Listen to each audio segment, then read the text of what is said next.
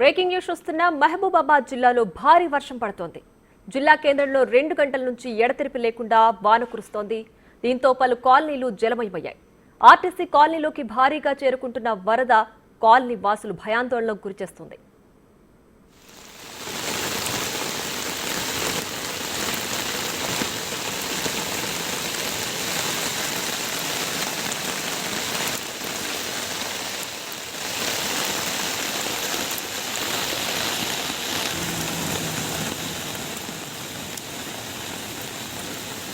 మహబూబాబాద్ జిల్లాలో భారీ వర్షం పడుతోంది. జిల్లా కేంద్రంలో 2 గంటల నుంచి ఎడతెరిపి లేకుండా వాన కురుస్తోంది. దీంతో పలు కాలనీలు జలమయమయ్యాయి. ఆర్టీసీ కాలనీలోకి భారీగా వరద చేరుకుంటుండటంతో కాలనీ వాసులు భయాందోళనలో ఉన్నారు.